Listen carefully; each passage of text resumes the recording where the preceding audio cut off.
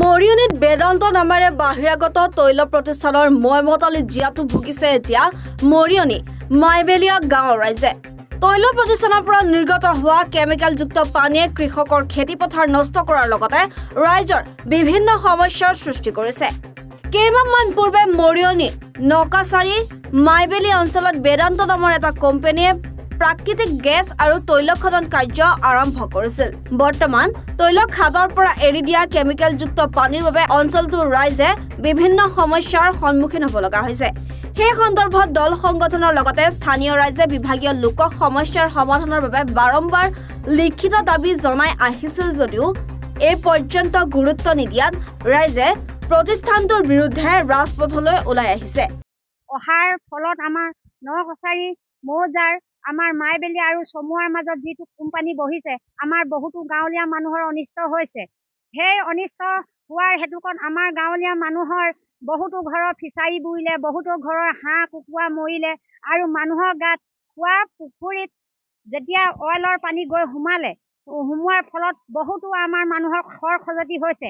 সেয়েহে আজি বেদান্ত কোম্পানীৰ ওচৰত আমি ৩-৪ বাৰ আমি এপ্লাই দিলোঁ, কিন্তু আজি তাৰ প্ৰত্যুত্তৰ পোৱা নাই। বেদান্ত কোম্পানীয়ে যদি তেওঁলোকে সুব্যৱস্থা কৰিব নোৱাৰে, আজি আমি মহিলা সকলোৱে আগবাঢ়ি আহিছোঁ। এবাৰ দুবাৰ নহয় ৩ বাৰ আহিছোঁ, কিন্তু প্ৰশাসন তেওঁলোকে মাতি দিয়ে।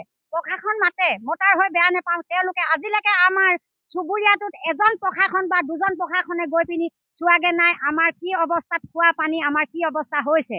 আৰু বেদান্ত কোম্পানীও ২-৩ বাৰ গৈ তাৰ পৰা পানী আনিলে। পানী অনাৰ ফলত তেওঁলোকলৈ আমি বাট চাই থাকোঁ, অপেক্ষা কৰি থাকোঁ কিবা ৰিপৰ্ট আহিব, তেওঁলোকে কোনো ৰিপৰ্ট দিয়া নাই। আজি আমি ২ মাহৰ পৰা আমি কেনেকুৱা অইলৰ পানী যোৱা, তেলৰ পানী যোৱা খাই থাকিবলগীয়া হৈছে। আমাৰ কোনো চৰকাৰী সুবিধা নাই। আমাৰ যিডোখৰ নকছাৰী এৰিয়া, সেই চৰকাৰী সুবিধা নোহোৱাৰ দুখত আজি আমি সকলোৱে খোৱা পানী খাইছোঁ, আজি তেলৰ পানী খাইছোঁ।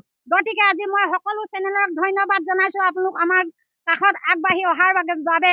আৰু মই বেদান্ত কোম্পানীকো কৈছোঁ, যদিহে আজিৰ পৰা আপোনালোকে আমাৰ খোৱা পানী আৰু বস্তু মৰা সুব্যৱস্থা নলয়, শব্দৰ কাৰণে যদি আমাৰ পঢ়া ল'ৰা ছোৱালী সুব্যৱস্থা নয়, তেতিয়াহ'লে আমাৰ বেলেগ ব্যৱস্থা লোৱা হ'ব। আমি মহিলা পুৰুষ আহি আমি তলা লগাই দিম, কোনো কোম্পানীলৈ আমি নকৰোঁ।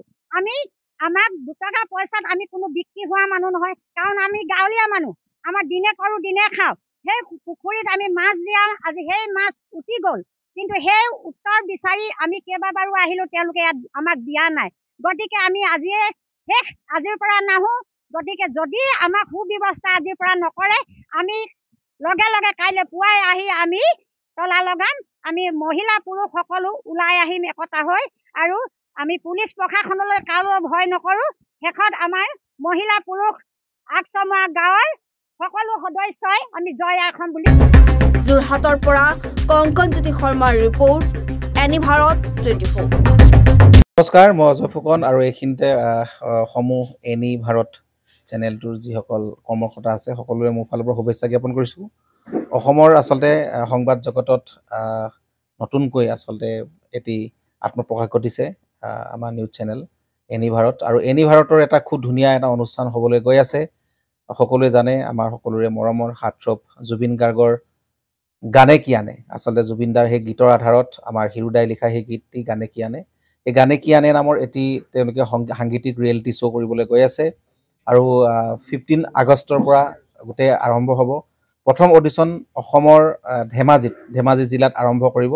গতিকে যিসকল প্ৰতিভা আছে, যিসকলে গান ভাল পায়, যিসকলে তেওঁলোকৰ নিজৰ প্ৰতিভা আচলতে দেখুৱাব বিচাৰে, এই ৰিয়েলিটি শ্ব'ত গানে কি আনে এই প্ৰতিযোগিতাত অংশগ্ৰহণ কৰক, আৰু খুব ধুনীয়া আপোনালোকে সুবৰ্ণ সুযোগ লাভ কৰিব।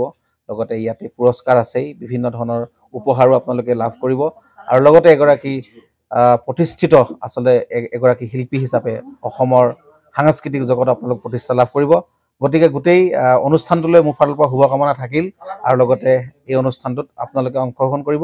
আমিও আছোঁ, আৰু সকলোকে আমি লগ পাম। ধন্যবাদ।